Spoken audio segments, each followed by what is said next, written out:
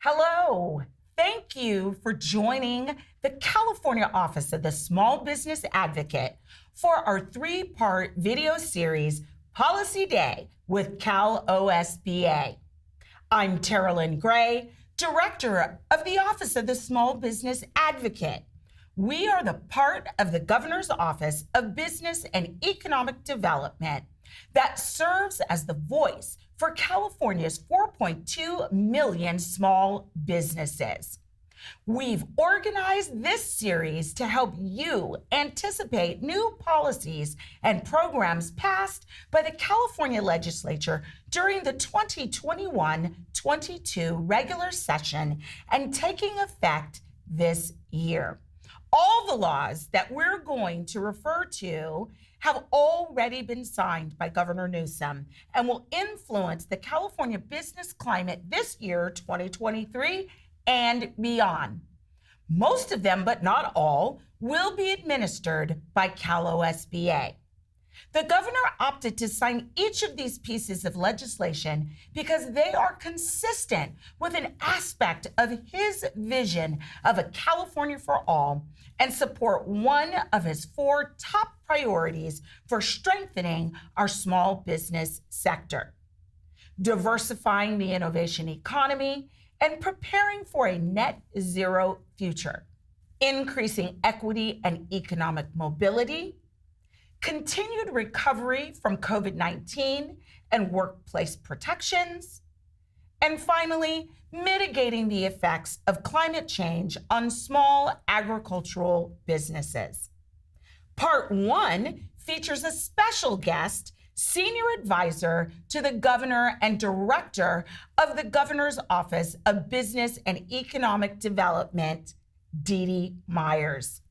Director Myers is going to talk with me about the resilience of the California economy and the critical importance of entrepreneurship and small businesses to California's sustainable success. We're also going to learn about the newly expanded Accelerate California program and how it supports the development of California's critical minerals supply chain. In part 2, we're going to do a deep dive into questions around how to increase equity and economic mobility, talking about some historic measures passed to protect pay equity and support women. Part 2 features a fireside chat with Assemblymember Cotty Petrie Norris. In part 3, we're going to look at the support the governor has provided for small agricultural businesses competing in a changing climate and look at how the state is supporting employers and employers are protecting workers even after the end of the COVID-19 state of emergency. Part 3 features a fireside chat with California Department of Food and Agriculture Undersecretary Christine Birdsong. But first, I want to welcome the GO-Biz Legislative Affairs Deputy Director, Lauren Greenwood, to help us understand a little more about how GO-Biz works with the legislative branch and the governor's office to develop policy. Thank you, Lauren, for kicking us off with a policy day with CalOSBA orientation. Lauren? My name is Lauren Greenwood, and I am the Deputy Director for Legislative and Intergovernmental Affairs.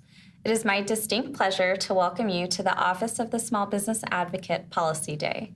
Director Terralyn Gray leads this office, which is a voice for California's 4.2 million small businesses in the Governor's Office of Business and Economic Development, known as GO-Biz.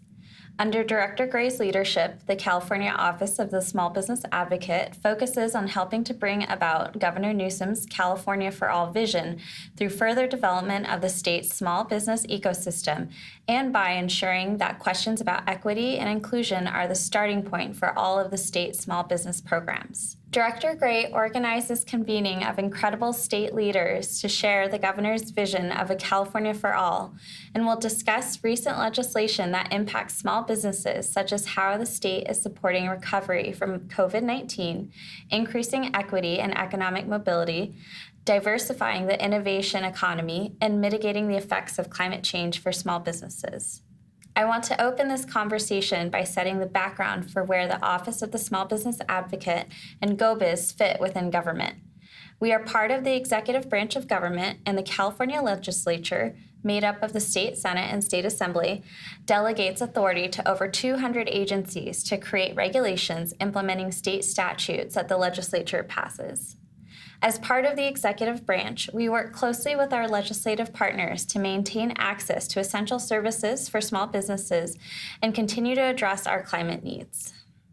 2023 is a particularly exciting year for the legislature due to the once-in-a-decade redrawing of electoral maps. We are welcoming many new faces to Sacramento. Nearly 1/3 of the legislature is newly elected, and the state assembly and Senate look more like California than ever before. The legislature will have 10% LGBTQ representation for the first time ever, according to Equality California. California is the first state to achieve proportional LGBTQ+ representation in its legislature. The number of female lawmakers is 50 of 120 seats, and it's a record. This past session, women made up 39 of 120 legislators, up from a recent low of 26 seats in 2017. And the roster of Latino legislators is at nearly a third, an all-time high. The legislative body also includes its first Muslim and Sikh members. We are honored to be able to work with legislators who are bringing all kinds of new perspectives to public policy conversations and debates. And we are confident small business will continue to be at the forefront of everyone's policy agendas. Thank you for allowing me to open, and GO-Biz Director Dee Dee Myers and Office of the Small Business Advocate Terralyn Gray will lead us in a conversation about the governor's vision of a California for all. This is Terralyn Gray, Director of CalOSBA, reminding you that supporting small strengthens us all.